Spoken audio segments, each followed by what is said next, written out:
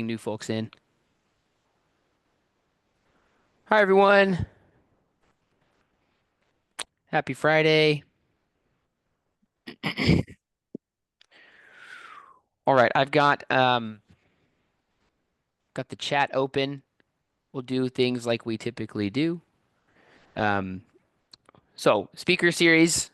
We have our special guest today. I'm going to let Ricky introduce himself in a moment. If you have questions for Ricky as he's talking or even as we get into the Q&A, please drop them into the chat. The chat is going to allow me to help kind of moderate how much time to spend on each question.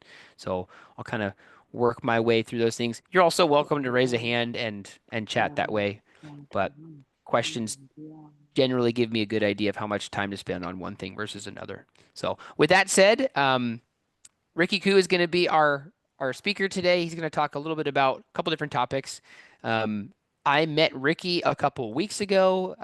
Joel actually is the one that connected us. So uh, I will say this is the first speaker we've had where one of your suggestions has kind of made it into the queue, which is really cool. I love that people are now contributing to the speakers that we bring in, and I would encourage more folks to do that, right? If you have people that you'd like to talk or your connections that are experts in certain fields or coaches or psychologists, whatever they are, feel free to shoot them our way, and we'll do our best to try to make these kinds of meetings happen. But Ricky, I will turn the floor over to you, and thanks for being here, and thanks for taking your time to talk with our community.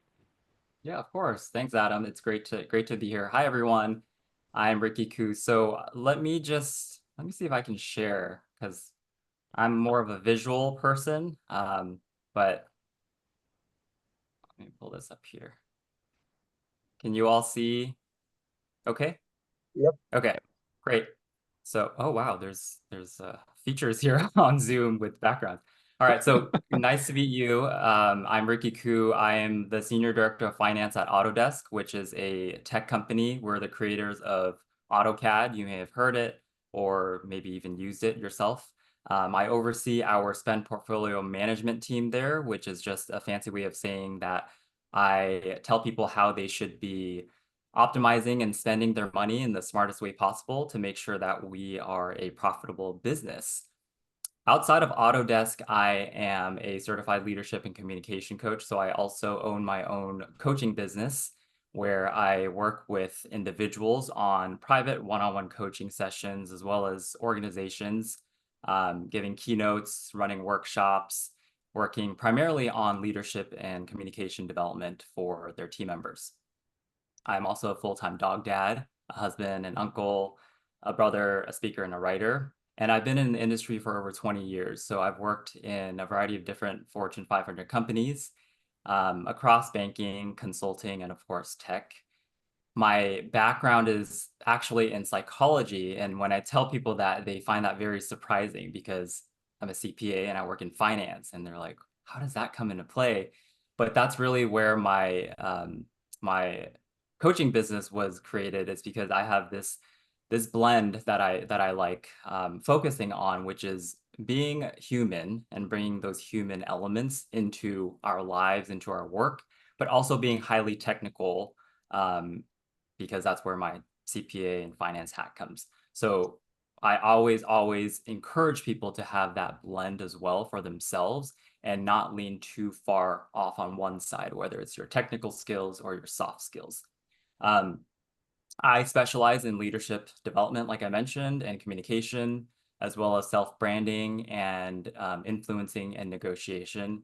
And my core values as an individual and as a professional are authenticity, trust, kindness, health, and purpose. So we'll talk a little bit more about why this is important, because today, what I would love to talk a little bit more about is career and identity and how those two really come into play together and the intersection of those two and the importance of that. So I would first love to see, I can see some on video, but I first love to see if you can raise your hand virtually or physically or put in the chat if you've ever felt as though you've had to cover or change parts of yourself in the workplace. If you just think back on your career or any parts of your life where you've had to change or cover parts of your identity. You can put yes in the chat, raise your hand. I'll raise two hands. I definitely have had to do that. Great. So a lot of people, and that's primarily what I've seen a lot of times, regardless of what title you have or what industry you work in, where you come from, what your background is. As humans, we do have a tendency to do that, depending on what situation you're in.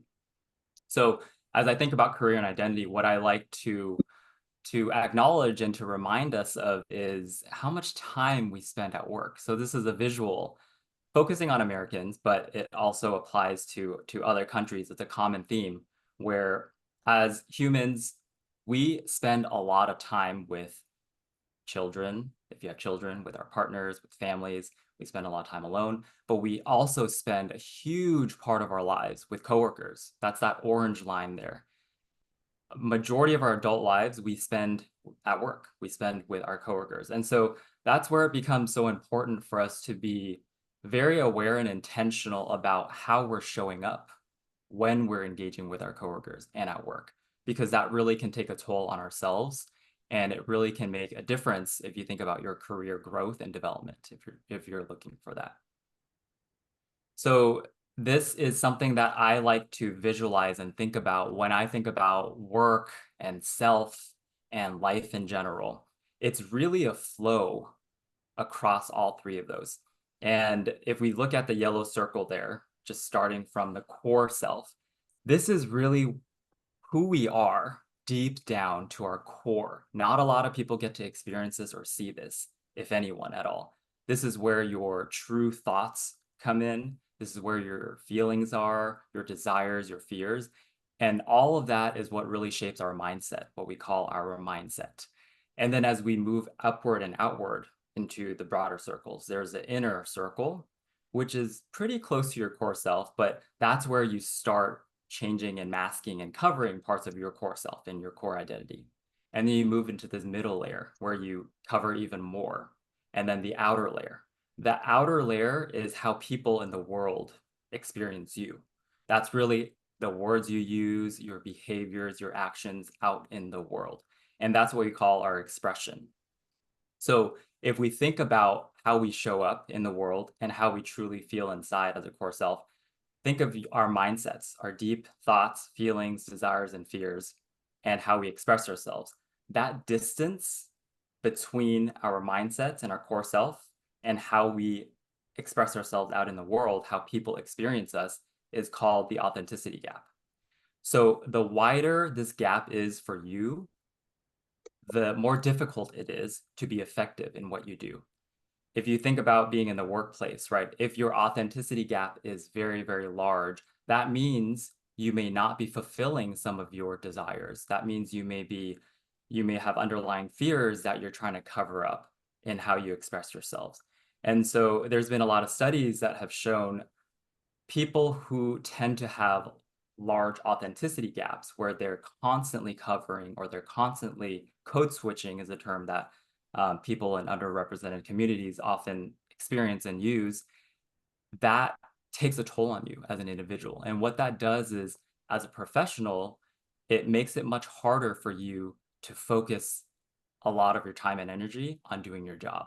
And what that creates is it makes you more prone to feelings of imposter syndrome. It makes you at higher risk of not getting promoted as quickly, not moving as quickly up the corporate ladder in your career because you're so busy trying to code switch and to determine which version of yourself you have to show up as. So the way that I like to think about it is if you focus on acknowledging and understanding how large your authenticity gap is between your core self and how you express yourself, especially in the workplace, and minimizing that, that can really help you be successful in the workplace.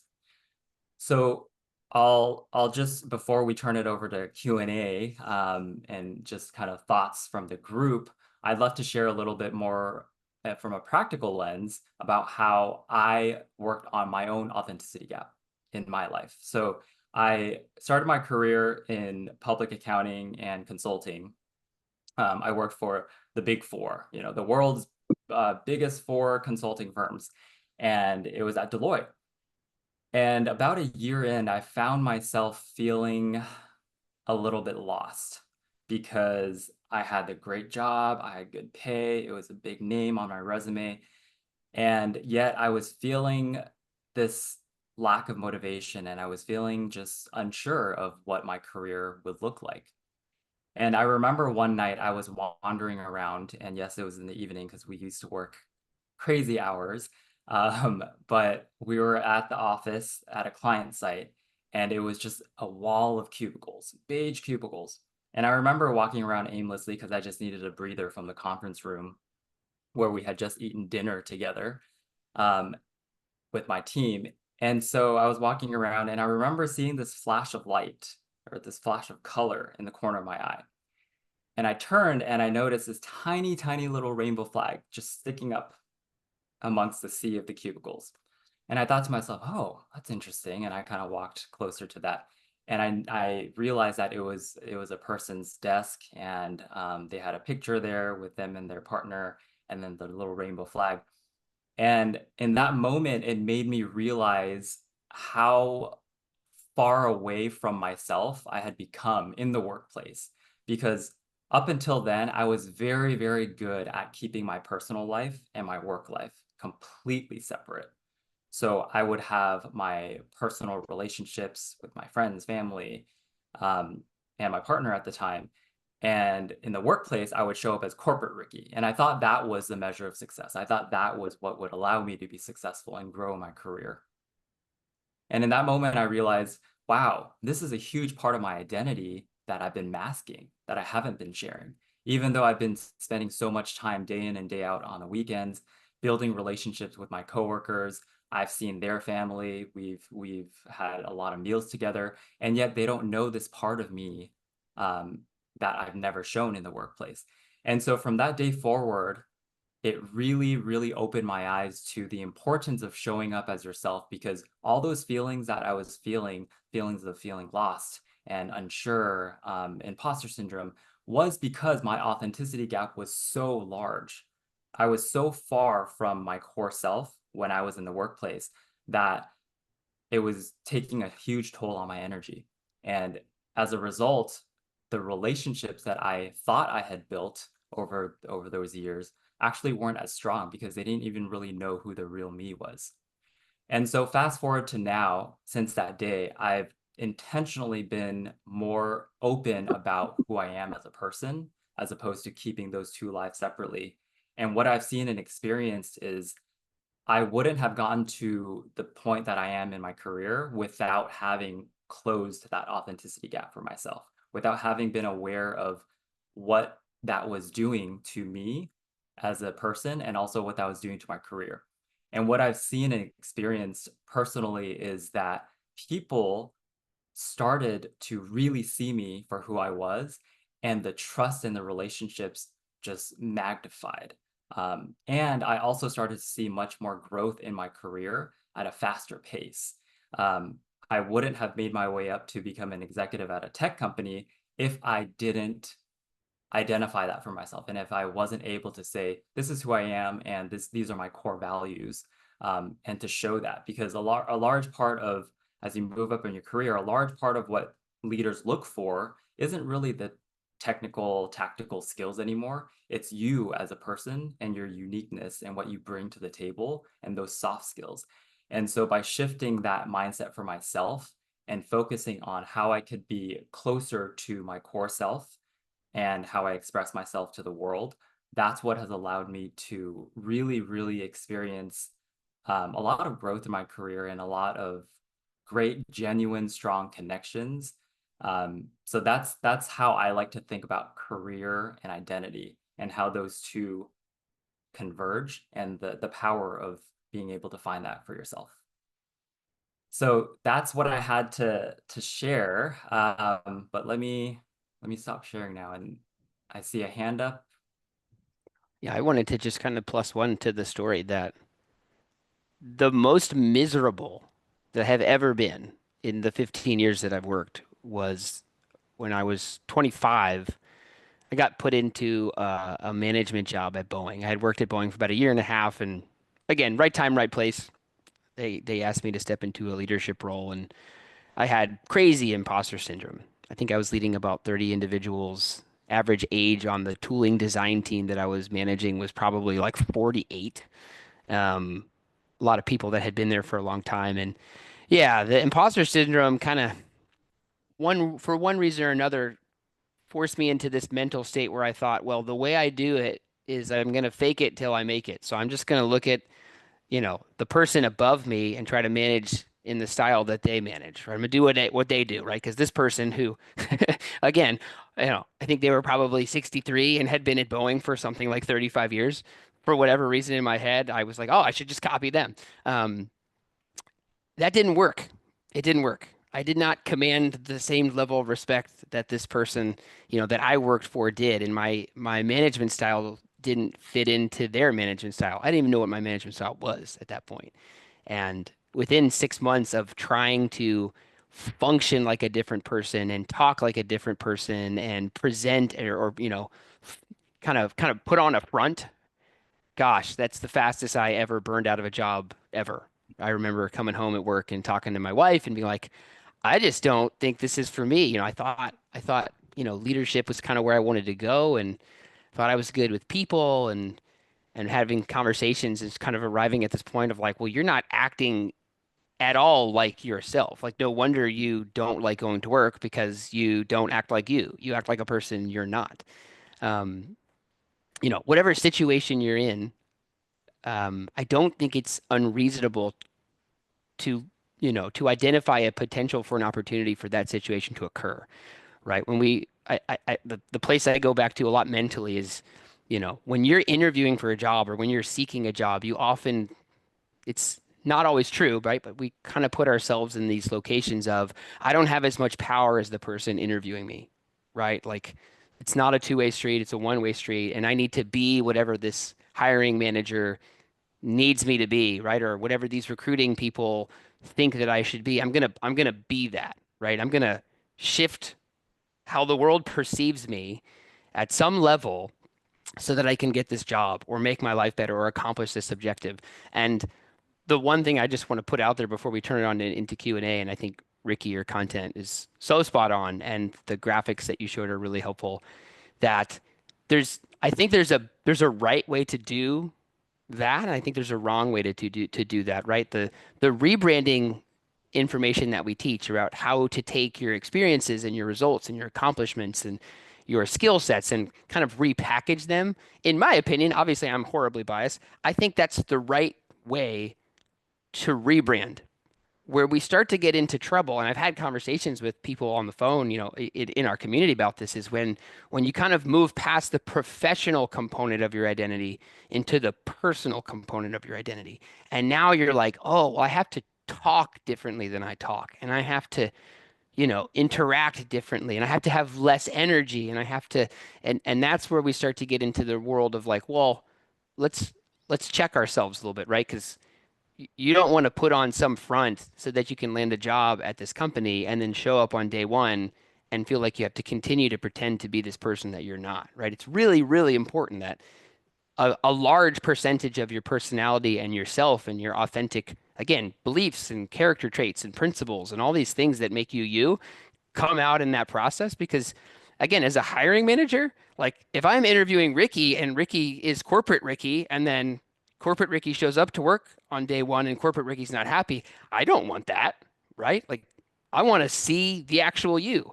Um, it's hard to find that balance, I think, at times, but I really love the importance of that message of like the fast path to being unhappy and unsatisfied and not getting fulfillment out of your career is that authenticity gap component. So I've Yeah. definitely seen that as a hiring manager a lot, both as a person that manages teams and then on my own personal journey. And I think those stories are super super powerful and glad we could talk about them. I do see some Yeah. comments, and Ricky, I don't know if you want to jump into any of the questions in the chat. Sure.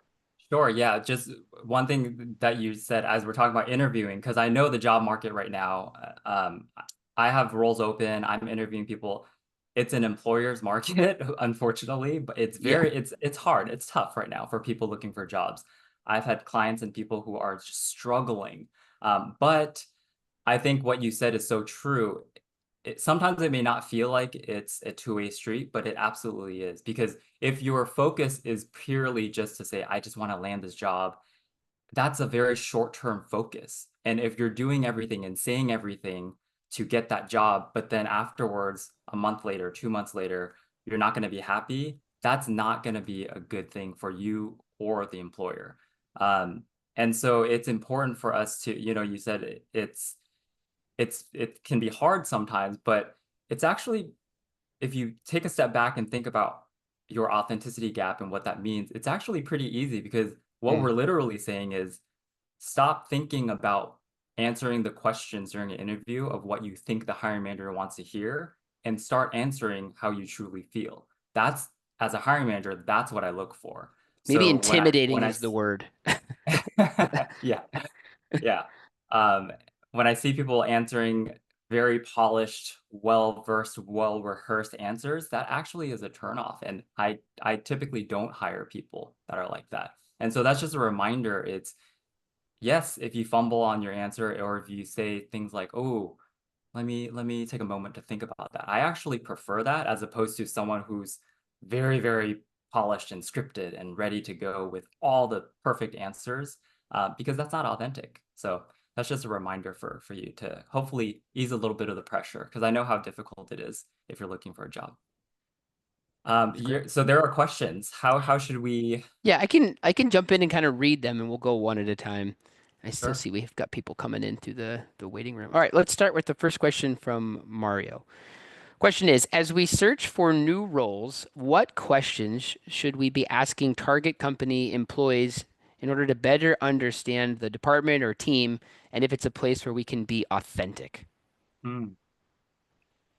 So a few questions that I like to ask and to probe naturally are one, as you get to, usually it's a panel. So you hopefully meet a number of people at the company with varying titles, varying tenure. What I like to ask is outside of your core work, outside of your immediate role, what types of projects or organizations are you involved in? A lot of companies have employee resource groups, for example. Do some research to see if they have that and ask about that. Ask if they're involved in that. Um, I like to also ask about, for you personally, let's say someone who's been there for 10 years, 5 years, whatever it is, I like to always ask, what keeps you here? What keeps you at this company? What keeps you happy outside of just the work itself? And then the flip side is, what would it take for you to leave this company? It's kind of a controversial question, but it's an important one because if you ask that question, the answer can be very telling sometimes, right? If there's a toxic environment or if there's a culture where it's not very conducive to showing up as your authentic self, the answer and response will highlight some of that. Especially if you ask that question to three different people, you get three different answers. So those are just some examples of what I like to ask, um, to to read between the lines and to kind of understand how they truly are. Another thing that I like to ask also is if you're interviewing for a role, I always like to understand, is this role a new role? Is it an incremental role? Is it an investment? Or did someone leave or did someone get promoted within, right? That can indicate to you a little bit more about the culture of the team. Do they like to develop people, or did the person leave after 3 months before that, right? So asking questions like that can give you a little bit more insight on not just how authentic you can be, but also just the overall culture, because the culture and the environment is what invites authenticity. And if you don't have a culture and environment that is psychologically safe, these are the types of questions you should be asking during the interview, not, oh, tell me about your company's, initiative in X, Y, and Z that you could just Google yourself. Yeah, that's great. And I've worked at a couple of toxic departments, maybe not entire companies. So that third one, what would it take for you to leave? I remember somebody when I was hiring a while back asked me a similar question. And I can think about, oh man, I really have to get creative and polish this response because I know it's a toxic culture, right? But even still, when I polished it up, it still was telling them the truth of what Yep, kind of was going on without saying the words. It's a toxic culture, right? So exactly. no, that's a great one. I love that one. Thank you. Yeah, of course. Awesome. My 2 cents on this one, I think I won't do any better than Ricky's answers. As a hiring manager, I really love getting questions that allow me to talk about how we seek feedback, process feedback, and action feedback. I think it's one of the best ways to get an understanding of what your leadership team or your future boss would be doing to listen.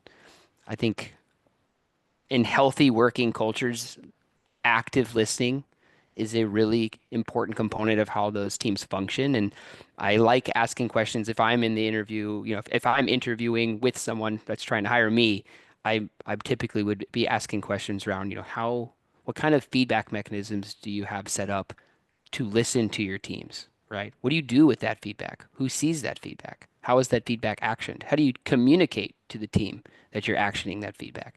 That's one direction that I would go, and I think those conversations and interviews are typically telling. Let's go to our next question. This is from Solange. Which core values did you sacrifice? And I'm assuming, Solange, this is a question for Ricky as he was kind of Yes. sharing his story. Okay. Um, Mhm. is it about raising our thoughts in an environment we don't feel comfortable about speaking openly? And Solange, if you want to edit that question, feel free. Yes. Yes, that's exactly what I wanted to know, Ricky. Which core value were you mentioning? Were you talking about transparency? Yeah, so my core values are authenticity, trust, kindness, health, and purpose. If I think back on a core value that I had to sacrifice, one of my core values, by the way, change. So a best practice is to not only know what your core values are, but also to revisit them because we change, we evolve as people, right?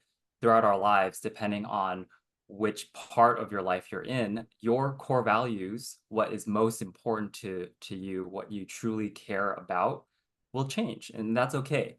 So one of my core values used to be someone who just was acknowledged for my work. And so one of my core values was validation and kind of acknowledgement from people. And what I found was as I started to be more confident in showing up as myself, um, I did have people along the way that had negative reactions to who I was as a person, my identity, my core self. And so the core value that I had to kind of let go of over time is that acknowledgement externally and that validation externally, because that's how I was raised. I was raised as someone who, if you do hard work, it'll speak for itself. If you focus on, doing the work, it will be seen. You don't need to go and talk about your accomplishments and self-advocate. Those were not qualities and values that I really thought about. So what I had to let go of was that piece of myself that was seeking kind of upward and external validation. And when I let that go, what I realized was that there's so much more power when you are able to be confident in yourself and what you need and what you bring also. Because of course you have to be effective in what you do. You can't just say, I'm amazing and have nothing to show for it.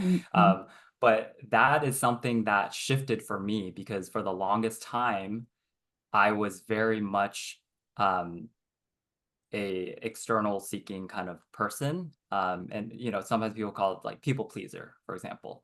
And so that was a value that I had to let go of for myself. And it brought the values of authenticity even stronger because then as you start practicing more of that, showing up as yourself and being okay with people may not always give you the response that you may ideally want.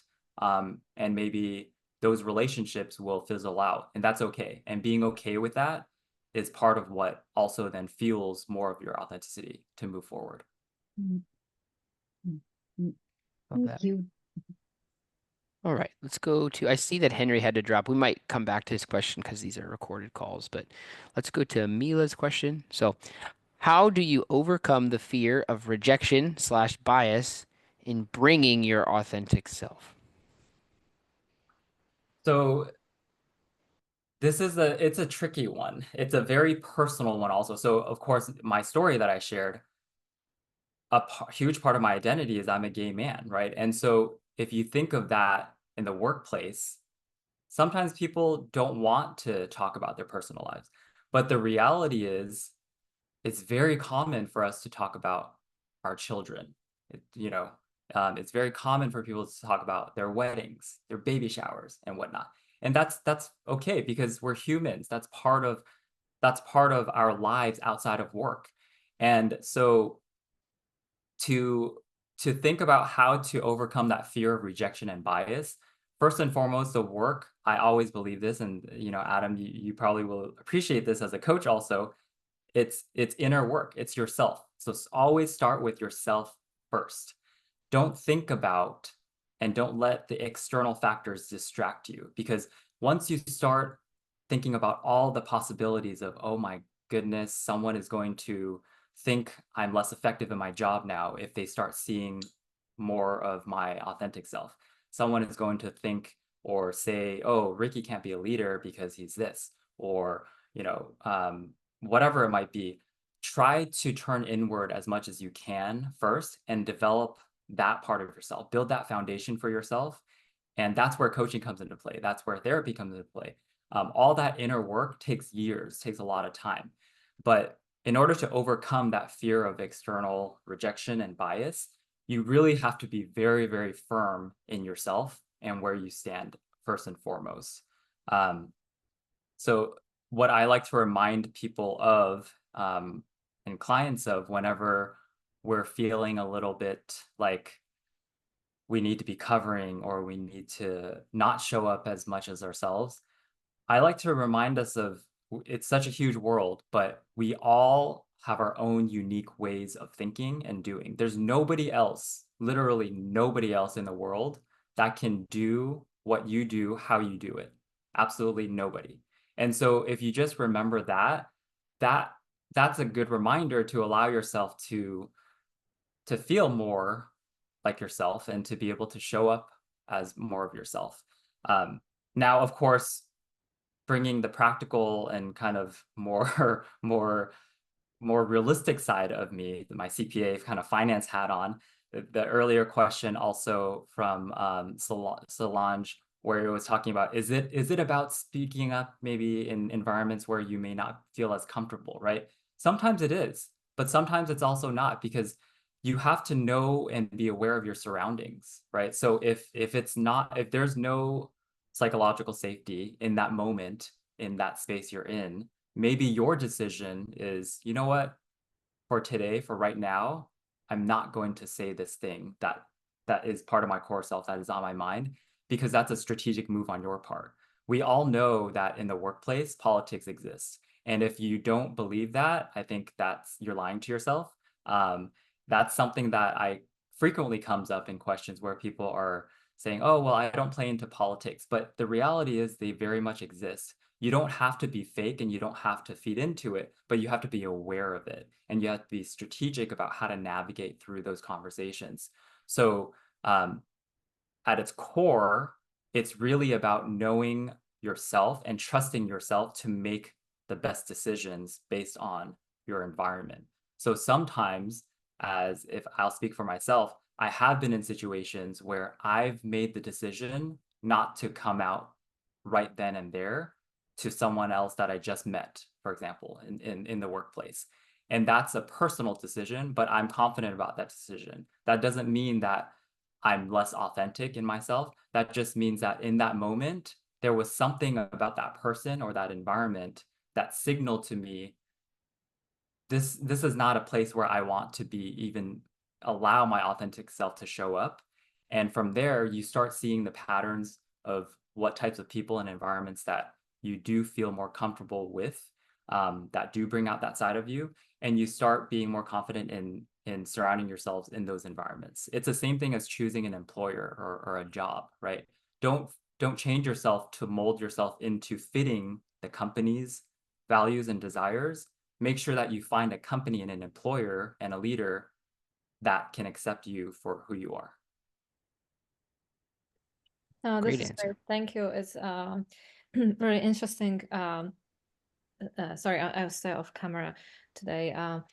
Really interesting how you talk about finding balance between sort of finding a real acceptance within yourself and kind of getting rid of your own false beliefs about there might be some aspect of yourself that you're trying to reject, and actually also being strategic and not to sort of wear your heart on the sleeve like in every situation.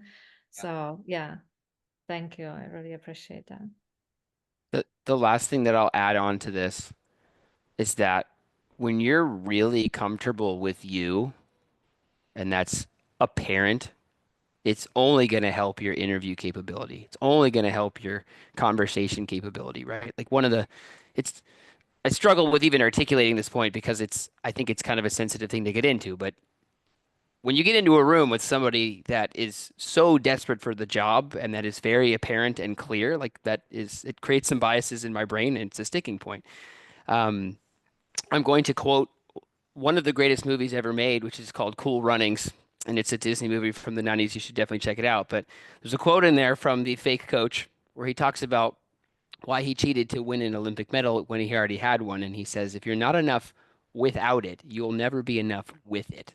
And I think that mentality, as funny as that quote might be, it can apply to so many situations in the job search, right? Like you having the confidence to know that, you're enough with or without this job or with or without this title or without this company on your resume really, really does help the way that you present, the way you bring your authentic self into a room, how you can strategically decide to say, hey, I want to tell someone about this piece of me or I don't, right? I can make that strategic decision because I'm totally okay with me right now in this moment and how other people react, companies react starts to become a lot less important. You kind of lose that desperation edge and you start to gain that confidence edge. So there's a lot of benefits in kind of having that foundational component to how you see yourself and how you accept yourself before you start to walk out there or put yourself out there or jump into an interview or a negotiation. I think Yeah, that's a great call out. absolutely. And this kind of feeds into what I work on a lot with people is their self-brand, right? So it's not enough to just say, "Oh, this is my authentic self." You have to be consistent about it too. So if you just think of your favorite, I don't know, restaurant or your favorite company or your favorite person that you follow on social media, whoever, whatever it is, there is a level of consistency that is drawing you to that place. Maybe it's the food is always amazing, the food is always hot, or the service is always amazing. I know that is huge for me. So there's something that draws people in when there's consistency in the brand. And you have to think about yourself as a brand. All the interviews that you show up in, all the conversations that you have across all the people who might be interviewing you, you have to show up consistently because if you start mirroring or saying, oh, this person's very serious, so I'm going to show up as a serious person. And then there's the other interviewer who is more casual and you show up as a casual self, then that doesn't really indicate that you have a strong brand. But when you show up as, I'm Ricky, this is who I am, I'm somewhere in between serious and casual, and you're consistent about it, people naturally gravitate towards that. People want to see more of that because they're intrigued by it. And so that's it's simple because it's just like being more yourself and stop trying to mold yourself to be like what you think that person wants you to be. But sometimes we forget about it because of all these external pressures and expectations that we think we need to live up to. Great response. All right, let's go to another question. This one is from Pradeep. I really like this one, Pradeep. Thank you for asking it. I'm just going to read it. I used to be my authentic self, which is kind of easygoing and trying to take complex problems as lightly as possible, as it will help to solve complex things. People mistook these behaviors for me being immature and not ready to take on more responsibility. How can I handle the situation? Hmm, interesting. I'm trying to understand. So take complex problems as lightly as possible, as it will help to solve complex problems. Okay. So what I think about this is it sounds as though your intentions and how you were behaving might not have landed with how people experienced it. And so what I like to do is I like to start with my intentions. I like to state my intentions, especially as a leader. Sometimes it's very easy for people to come to their own conclusions, right? In this case, people mistook your behavior for immaturity, right? And they already jumped to the conclusion of, oh, Pradeep is not ready to take on more responsibility. But instead, if you lead with, oh, okay, they're acknowledging there's a lot of complex problems here. Let's take a step back. Let's pause first because there's no point in getting all worked up and freaking out about it. Let's really think through this thoroughly. That's my style. That's my approach. And if you even just state that and show your intention up front to people, that will allow them to see more from your perspective up front. Because in the absence of intentions and in the absence of someone telling you, oh, this is why I'm behaving this way, people will come to their own conclusions. That's what I see a lot of. People love, as humans, we love forming patterns and we love basically coming to assumptions. So if one person shows up late one time for a meeting and that's the only meeting you've been with them in, your conclusion of that person is, oh, Adam is like, he's always late. He shows up to meetings late all. He doesn't care about the work. That's the conclusion that will come. So if you start with stating your intention of, this is my approach, this is my thought process, what do you think about that? And having that be an inviting conversation, that's what I've seen sometimes help in situations like this so that people don't jump to their own conclusions. I really like that answer. This is a this is an interesting question that I think a lot of us have a version of, right? It's like, well, what if I put my authentic self out there and and people just don't like it? Um, Mhm. I the addition to Ricky's answer again, which is fantastic. I think, yeah, state your intentions. Don't let people make assumptions. If you can just guide that process by being more direct, if you want, if you can be, right? So sometimes it is an environmental situation. I mean, like making that assessment is a complicated process and takes some time. And I don't think we should. One of my least favorite words in the English vocabulary right now is toxic. I think it's horribly, horribly overused, and everyone just starts branding people and teams and companies as toxic. I could get into that soapbox for a long time, but there is some truth to it, right? You might be in the wrong place. You might be in the wrong group of people. You might be in an environment that's not conducive to your authentic self.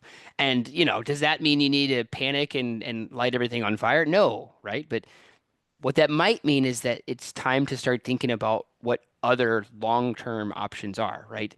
If you continue to try and put the authentic version of you out there and it's not received, in a positive or respectful or encouraging way, at a certain point, right? Like that's where we start to have mental health issues. That's where we start to see some more serious negative impacts of those types of mismatches happen. And again, not saying one party is evil or toxic or wrong. It just might not be good fit. And I'd say it's not a bad thing to ask yourself the question of, well, okay, I've tried this approach a few times. I've kind of put myself out there in these ways. I've asked some of these questions. I've had some of these conversations. I've done a little bit of digging and it doesn't feel like this is the place where I can thrive by being authentic. Maybe it is time to pursue a change, right? Maybe I go to a different team. Maybe I think about a different position. Maybe I consider a different company. That's okay too. That's okay too. I'm not again, my style is typically not to try and overreact too fast, but That absolutely can happen. I've had that happen in my career, right? Like a new VP has been brought in and the leadership style just cataclysmically changes in a very short period of time. And, you do some assessments and you talk to people and you think about your options and you say, hey, like my style of management does not fit this new environment, and maybe it might be time for me to pursue something new. And that's also okay. Yeah, yeah, absolutely. And that made me think of, so Pradeep, if your authentic self and tendency is to be easygoing and not get very worked up even in high stress situations, what I like to encourage people to do is to brand that as what they bring to the table. So if that is one of your values, or that is one of your natural abilities, right? Instead of seeing it in the negative light, or allowing people to see it in the negative light of, oh, that's immature, or they're not ready to take on more responsibility, you can intentionally and strategically say something like, I typically have the ability, even during high stress situations with highly complex problems that need to be solved, I don't get too worked up about it, because what I've found is that when that happens, especially in leaders, that causes chaos for the rest of the team and the organization. That is branding your value and what you bring as something super positive, because at the end of the day, a business is a business, right? We care about making money, and of course we care about people too, but we need to be profitable, right? So when you're talking to leaders, and when you're talking, if you're looking for a promotion or that job, people care about how it impacts the team and how it impacts the company. So if you're able to tie your value to say, I'm easygoing and this, tie it back to how that impacts the team and the company in a positive way. Because when people are less stressed, they tend to do better work, and they tend to be able to deliver faster, meet deadlines, not kind of go crazy and go in all different directions. They're more aligned. So focus on the positive side also, and don't allow people to just automatically see the negative side, and use that to your advantage. Thank you, Ricky. Thank you, Adam, for the suggestions. I have something more to add on that, Adam, if I may. Yeah, go ahead. Sure. So, setting the intentions up, and then branding that easygoing as my positive strength. I completely agree on that, right? But those are verbal cues. But from non-verbal cues, from your body language, right? Like if your manager or if your VP comes and say, "Hey, we have this problem. We have to solve this." You smile at them, and then you say, "Yes, we can do that." Even sometimes I had instances where that was taken as, why are you smiling when we are under stressful situation? Like, it's, you are stressed, and if I show my stress by being so stressful to you, then it will become a problem for the VP or the manager, right? They will lose confidence. But me being smiling sometimes have created some issues, like thinking that, oh, this guy is not going to complete this work, he's just taking it for granted, things like that. That is Yeah, also the non-verbal cues sometimes also, I guess, needs to be addressed rather than the absolutely. verbal cues. Absolutely. Yeah. So I'm a communication coach. Over 90% of communication and the impact of communication is nonverbal. So it's not really what you say. People don't really care about what you say. It's how you say it. And so if you do start having people consistently tell you this, Pradeep, for example, like, oh, you tend to smile when there are high stress situations. Right. That is a form of self-awareness that you can take into account. You can be aware of, and then you can decide whether or not you want to change that or not, right? Because I can see that as being received as, oh, well, why are you smiling? That's interesting, right? But it's all about self-awareness. So if you are aware of that, it is your decision to make whether or not you want to change that, and whether or not that will make you feel less yourself or not. But being aware of what people are pointing out to you, especially if it's more than one person, Mhm. those are very, very valuable insights for you to then think about, oh, is that really my intention? Is my intention really to indicate to people that I don't take this seriously? And if not, what are some things that you might want to tweak a little bit and refine, so that you can better match what your intentions are with how you're behaving and how you're expressing yourself outwardly? Yeah, that's more insightful. Yes, yes, yes. I get it. Yes. If it is more than one person, we should take into consideration. Thank you, Ricky, for that. I agree. Yeah. And it's helpful. Great answer. Let's do one more question. Okay, this one's from Henry. To what extent can you gauge or sense whether there will be an authenticity gap before joining a company? Is it largely something we have to learn by going through and developing our own compass? Or do you think investing in technical skills? Oh, this is a second question. Okay, I'll pause that one. First question. You know, how when you meet someone, just not even in an interview, when you meet someone and you kind of, let's say on a date, and you kind of either click or you don't, and you kind of have that feeling. It's the same thing. I think of interviewing as similar to dating. So if you have a sense of, oh, that conversation flew by, it's already been 30 minutes or it's already been an hour, that usually indicates that your authenticity gap during that conversation wasn't very large. Because when your authenticity gap is large during a conversation, it takes effort on your part, it takes energy on your part, and it makes you feel more uncomfortable. So if you leave a conversation feeling like, oh, wow, that was pleasant, or I enjoyed that, or I learned something, that means your authenticity gap was naturally already, not very large. So that's always a good gauge. It's after a conversation, reflect on how you're feeling in that moment. Are you drenched in sweat and you're like, oh my gosh, I feel so exhausted? If that's the case, that might indicate that you were behaving in certain ways or you were responding in certain ways that wasn't really true to your core self. Whereas if you're like, oh, I feel good about this, I'm excited to hear how this goes, then that means you were pretty close to that inner and core self. I think that's a great answer. I like that that answer is simple, right? It's not like you're running this back of your mind framework while you're talking and checking a bunch of boxes, right? Yeah, Yeah. And I'll say again from the hiring side, like we're kind of doing that too. Like exactly. they're, they're through, through some form of training or coaching or whatever whatever the corporation has set up to teach people how to do interviews. Like there's some Yeah. version of that happening on our end, which comes back to the reason of like, that's why it's so important to just be yourself first, Yes.